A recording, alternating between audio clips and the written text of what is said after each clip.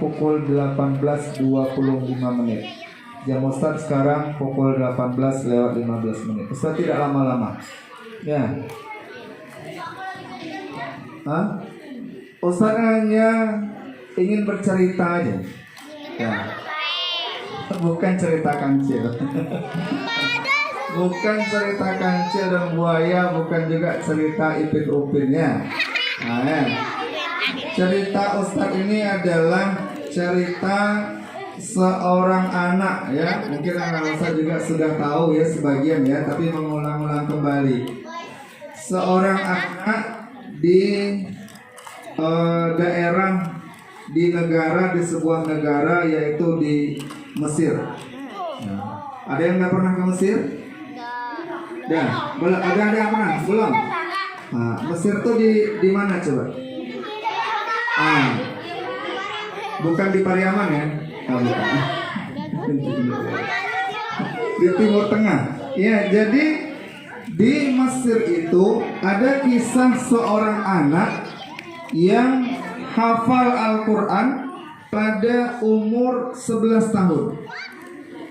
Dia mulai menghafal Al-Qurannya pada umur sekitar 6 tahun.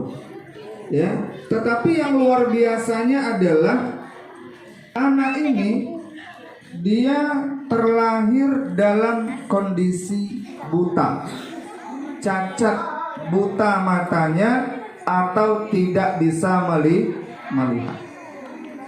Ya, namanya adalah Mu'ad.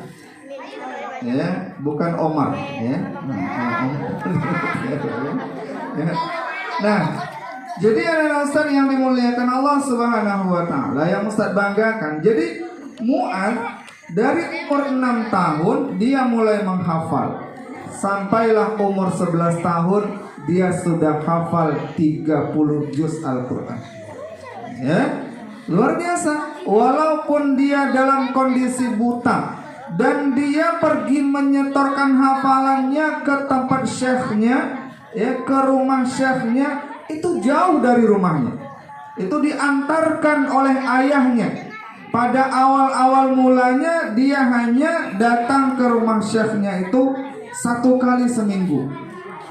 Tapi dia merasa tidak cukup. Nah, kemudian dia minta kepada syekhnya supaya diperbanyak. Akhirnya dia datang ke rumah syekhnya itu sekitar 3 kali dalam seminggu dia menyetorkan hafalannya.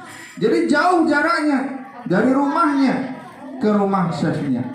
Tapi anak Ustadz yang dimuliakan Allah, walaupun Mu'ad dalam kondisi buta, dia tidak mengurangi semangatnya untuk menghafal Al-Quran. Walaupun jauh dari rumahnya ke rumah syekhnya, dia tetap datang untuk menyetorkan hafalan Al-Qurannya. Dan dia berkata kepada seorang reporter yang mewawancarainya pada waktu itu, dia bilang seperti ini: saya tidak pernah meminta kepada Allah dalam setiap sholat saya agar saya dapat melihat di dunia ini. Dia gak pernah minta itu. Walaupun dia buta, walaupun dia tidak bisa melihat, tapi dia tidak meminta. Kenapa? Karena dia berharap agar dia nanti di akhirat lebih diringankan hisabnya oleh Allah Subhanahu wa Ta'ala. Karena anak Ustadz, betapa banyak pada hari ini orang yang matanya bisa melihat, orang yang matanya dalam keadaan sehat, tapi mereka tidak peduli dengan ayat suci Al-Quran. Jangankan menghafal seperti anak-anak Ustadz lakukan, membacanya saja, melihat Al-Quran, ya dibaca melihat Al-Quran itu malahan kadang-kadang lebih banyak digunakan waktunya untuk melihat hal-hal yang tidak bermanfaat. Apa contohnya? Main game. Lihat handphone, ya, main game. Cukup gamenya, macam-macam gamenya. Nanti sebentar lagi buka pula TikTok. Macam-macam pula di TikTok tuh, yang berjoget lah, yang guling-guling lah, yang makan-makan segala macam, semuanya ada di situ. Tapi tidak ada nilai manfaatnya.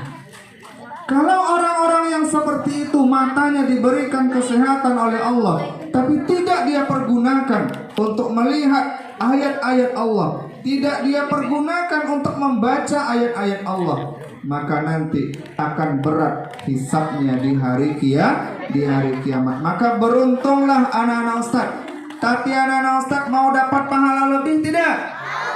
Mau dapat pahala lebih banyak lagi tidak? Nah, ada caranya. Anak-anak Ustaz punya teman, motivasikan teman-temannya, kasih semangat juga teman-temannya. Anak-anak Ustaz ada yang punya adik? Ada yang punya adik? Kasih semangat adiknya untuk menghafal Al-Quran. Ada yang punya kakak, punya abang? Kasih semangat kakak abangnya menghafal Al-Quran. Ada yang punya kucing? Jangan pula suruh kucingnya untuk menghafal Al-Quran. Bingung kucingnya nanti, ya. Mana disuruh pula saya menghafal Al-Quran, ya. Nah, jadi anak-anak Ustaz, beruntunglah anak-anak Ustaz, jangan sampai kalah kita.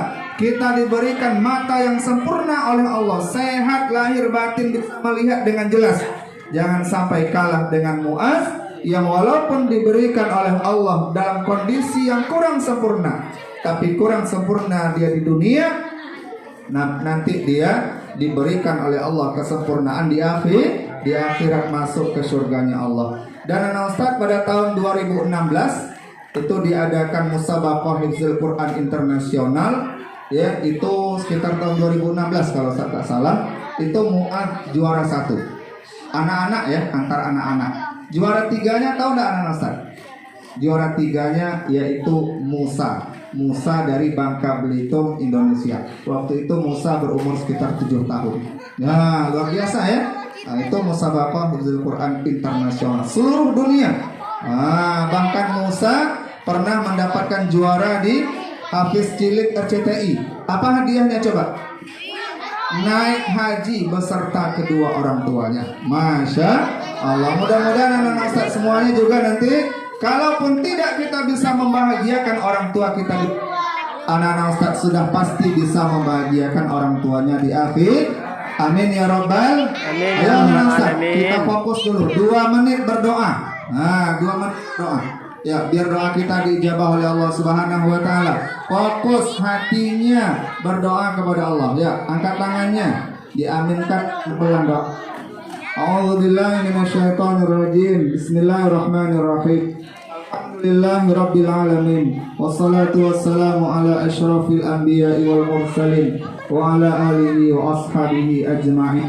Ya Allah ya Rahman ya Rahim, ampuni dosa kami ya Allah. Ampuni dosa kedua orang tua kami ya Allah. Amin. Ampuni dosa guru-guru kami ya Allah. Amin. Sehatkan mereka ya Allah. Amin. Panjangkan umur mereka ya Allah. Mudahkan rezeki dan urusan mereka ya Allah. Amin. Ya Allah, mudahkan kami dalam membaca Al-Quran ya Allah. Amin. Mudahkan kami dalam menghafal Al-Quran ya Allah. Berikan kesempatan dalam sepanjang hidup kami untuk selalu berteman, menjadi sahabat bagi kami Al-Quran dalam hidup kami ya Allah.